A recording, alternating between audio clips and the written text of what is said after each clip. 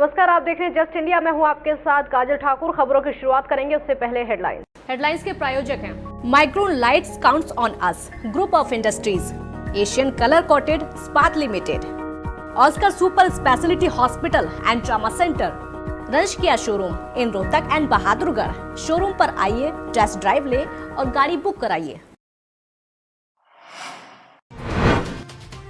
देश में कोरोना मरीजों का आंकड़ा 1,12,000 के पार। हरियाणा में 1,000 हुए कोरोना के मरीज। स्वास्थ्य मंत्रालय ने कहा, बिना लक्षण वाले मरीज नहीं फैला सकते कोरोना। कोरोना योद्धाओं का सम्मान की जगह हो रही गिरफ्तारी। कुरुक्षेत्र में 70 कोरोना योद्धाओं को किया गिरफ्तार। हक के लिए सड़क पर बैठे थे, सफाई कर्मचारियों को नौकरी से हटाया। प्रियंका गांधी पर बरसे गब्बर, बोले कांग्रेस प्रवासियों के नाम पर कर रही पॉलिटिकल एजेंडा। श्रमिकों पर राजनीति करने की दी नसीहत।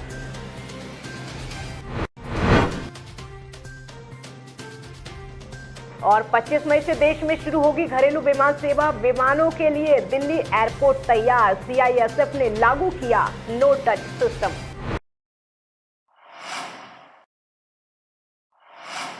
देश में कोरोना वायरस का कहर लगातार बढ़ता जा रहा है। देश में कोरोना मामलों की संख्या 1,12,359 तक पहुंच गई है। पिछले 24 घंटों में 5,789 नए मामले सामने आए हैं। एक दिन में 3,002 लोग ठीक हो चुके हैं, तो वहीं 132 लोगों की मौत हो चुकी है। वहीं 45,300 लोग इस बीमारी को मात देकर ठीक हो चुके हैं। अब तक 3,435 लोग अपनी जान गंवा चुके हैं। तो इसी बीच आपको बता दें कि भारत के लिए एक राहत की बात यह है कि कोरोना संकट से लगातार 3 महीनों तक जूझने के बावजूद कोविड-19 मामलों का जो पॉजिटिविटी रेट है वो 4.4 ही है, यानी टेस्ट की संख्या 1 लाख प्रतिदिन पहुंच जाने के बाद भी 4.4% लोग ही पॉजिटिव पाए जा रहे हैं।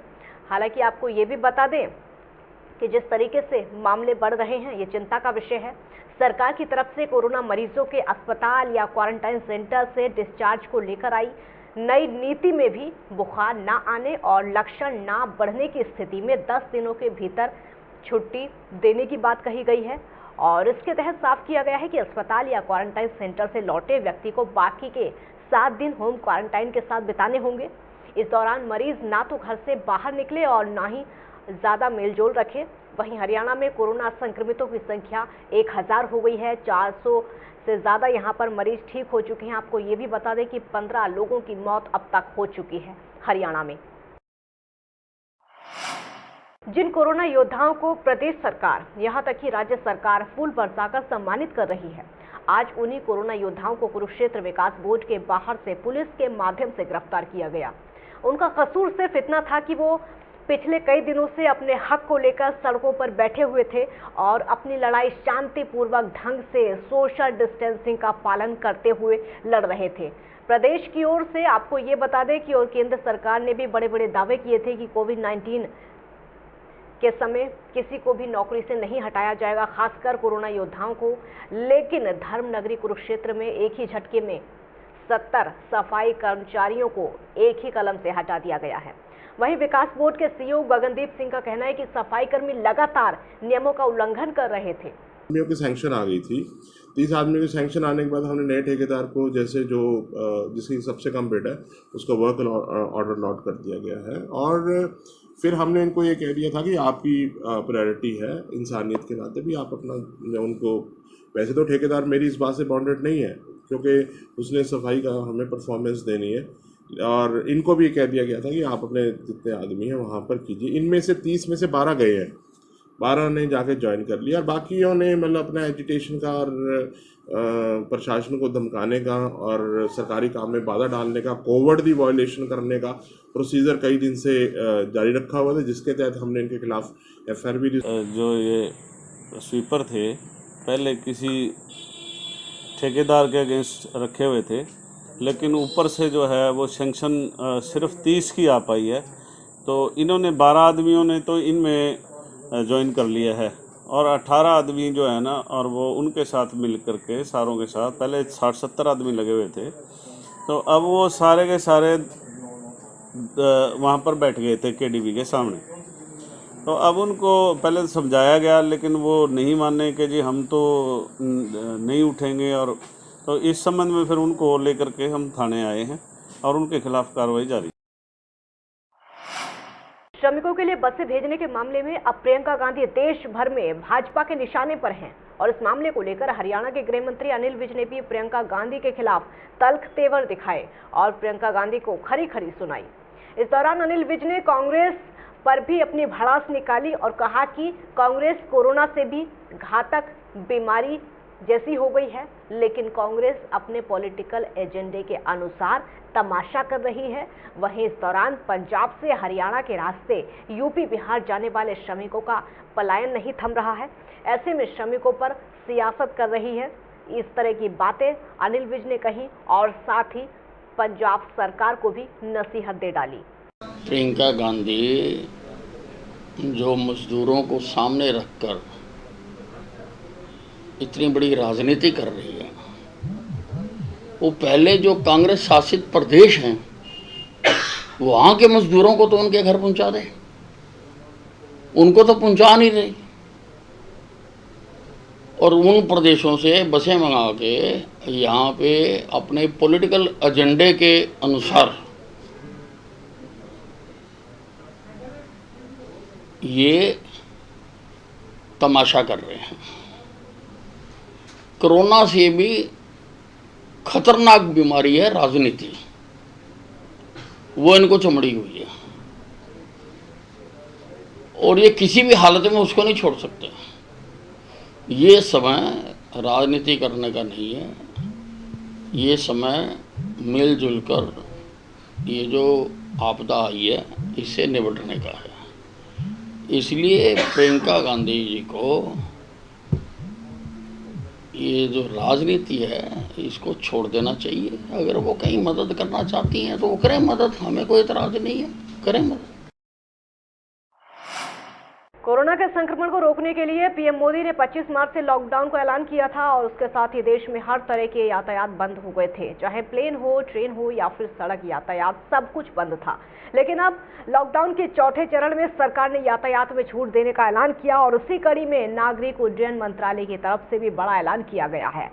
आपको बता दें कि नागर विमानन मंत्री हरदीप सिंह पुरी का कहना है कि घरेलू यात्री विमानों को 25 मई से क्रमिक तरीके से बहाल किया जाएगा। हालांकि पुरी ने ये नहीं बताया कि अंतर्राष्ट्रीय यात्री उड़ानें कब बहाल होंगी। कोरोना वायरस संक्रमण फैलने से रोकने के लिए लागू लॉकडाउन के बीच देश में 25 मार्च से सभी व्यावसायिक यात्री उड़ानें निलंबित हैं और वहीं दिल्ली के इंदिरा गांधी अंतर्राष्ट्रीय एयरपोर्ट से 25 मई से डोमेस्टिक फ्लाइट चलने शुरू हो रही हैं। तो एयरपोर्ट पर सीआईएसएफ ने इसके लिए विशेष तैयारियां कर ली हैं। आईजी ऑपरेशन रितु अरोड़ा का कहना है कि सुरक्षा के जो मानक हैं उनको पूरी तरीके से एयरपोर्ट पर लागू किया जाएगा। कोरोना संक्रमण किसी भी तरीके से ना फैले, इसके लिए सोशल डिस्टेंसिंग का पालन भी यहां पर किया जाएगा और लगातार किया जा रहा है। साथ ही किसी भी सामान की चेकिंग करने के लिए सीआईएसएफ ने नो टच सिस्टम तैयार किया है। कोरोना वायरस को लेकर बड़ी जानकारी निकलकर सामने आ रही है, क्योंकि स्वास्थ्य मंत्रालय की तरफ से कहा गया है कि जिन मरीजों में कोरोना के हल्के लक्षण हैं या फिर जिन्हें बुखार नहीं है वो संक्रमण नहीं फैला सकते हैं। ऐसे मरीजों को लक्षण शुरू होने के 10 दिनों के बाद डिस्चार्ज किया जा सकता है। अगर उन्हें लगातार 3 दिन तक बुखार नहीं है, उनको डिस्चार्ज करने से पहले टेस्ट कराने की भी जरूरत नहीं है। लेकिन ऐसे लोगों को डिस्चार्ज होने के बाद 7 दिन तक घर पर ही आइसोलेट रहना होगा। तो स्वास्थ्य मंत्रालय के आंकड़ों के मुताबिक भारत में 69% कोरोना मरीज बिना लक्षण वाले हैं। आपको ये भी बता दें कि देश में कोरोना वायरस का कहर लगातार बढ़ता चला जा रहा है।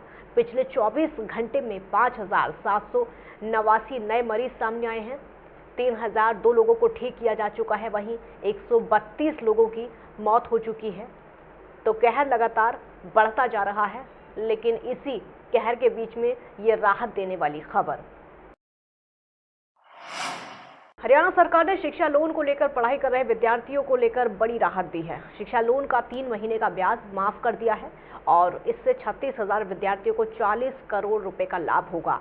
सीएम मनोहर लाल ने आज एक कार्यक्रम में इसकी घोषणा की है। उन्होंने कहा है कि ऐसे कई विद्यार्थी हैं जिन्होंने अपनी शिक्षा के लिए ऋण लिया हुआ है। ऐसे सभी विद्यार्थी जो इस साल अपनी शिक्षा पूरी करने वाले हैं या जिन्होंने पिछले साल अपनी शिक्षा पूरी कर ली लेकिन महामारी के कारण नौकरी और व्यवसाय शुरू नहीं कर पाए हैं, उनके लिए शिक्षा ऋण के 3 महीने के ब्याज का भुगतान हरियाणा सरकार करेगी। इससे लगभग 36,000 विद्यार्थियों को 40 करोड़ रुपए का लाभ पहुंचेगा। तो केंद्र सरकार के मुद्रा लोन की शिशु योजना के तहत 50,000 रुपए तक की लोन राशि के कुल ब्याज में से 2% ब्याज हरियाणा सरकार वहन करेगी। इस ऋण के लिए उन्हें किसी भी प्रकार के कोलेटरल देने की आवश्यकता नहीं है। योजना के तहत हरियाणा के 5 लाख लोगों को ऋण उपलब्ध कराया जाएगा। 3 लाख गरीब लोगों को अपना छोटा मोटा धंधा शुरू करने के लिए 15,000 रुपए तक का ऋण केवल 2% ब्याज पर हरियाणा सरकार देगी। ये ऋण आपको ये बता दें कि DRI योजना के तहत दिलवाए जाएंगे, जिसमें बैंक 4% ब्याज लेते हैं। कोविड-19 वैश्विक महामारी से बचाव के तहत झज्जर जिला मुख्यालय समेत जिले के कई सरकारी कार्यालयों में अधिकारियों और कर्मचारियों द्वारा स्वास्थ्य सुरक्षा के मद्देनजर निर्धारित नियमों की पालना करते हुए आतंकवाद विरोधी दिवस पर शपथ ली गई। झज्जर लघु सचिवालय के सभागार में नगराधीश डॉक्टर सुबिता ढाका ने अधिकारियों कर्मचारियों को अहिंसा के पथ पर आगे बढ़ते हुए सहनशीलता बनाए रखने की शपथ दिलाई। उन्होंने वहां पर मौजूद अधिकारियों और कर्मचारियों को आतंकवाद का डटकर मुकाबला करने की शपथ दिलाते हुए विघटनकारी शक्तियों से लड़ने के लिए प्रेरित किया। और इसके साथ ही उन्होंने कहा कि हम भारतवासी अपने देश की अहिंसा और सहनशीलता की परंपरा में दृढ़ विश्वास रखेंगे और निष्ठापूर्वक हम सभी प्रकार के आतंकवाद और हिंसा का डटकर सामना करेंगे।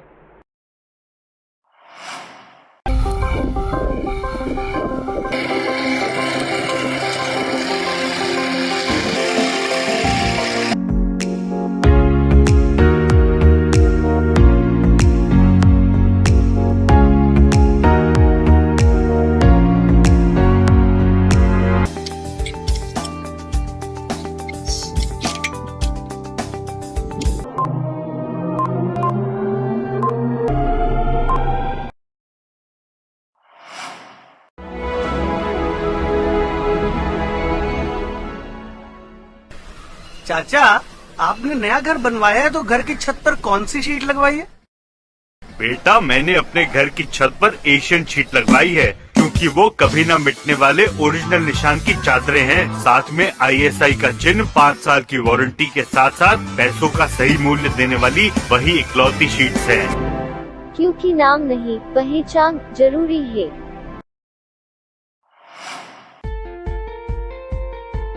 Be Fast Fit, India's fastest growing fitness chain, now at Rohtak D Park and biggest fitness club. Services like cardio, full strength and free weight stations, CrossFit, group classes, aerobics, yoga, Tabata training, high intensity training with professional trainers, steam bath and sauna bath. Be Fast Fit, be the best of yourself. Right to addition reserved.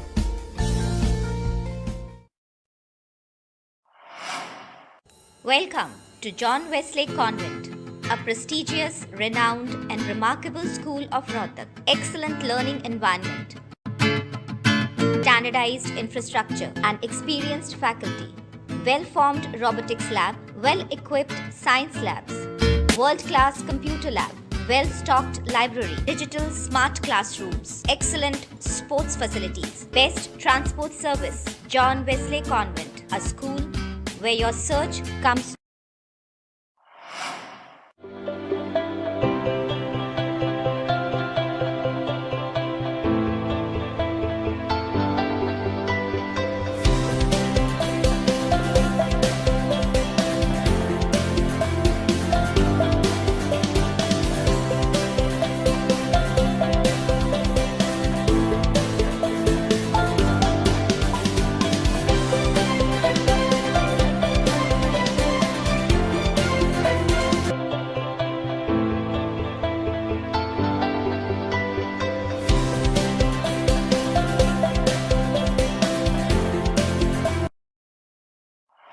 खबरों में फिलहाल इतना ही। देखते रहिए just India. नमस्कार।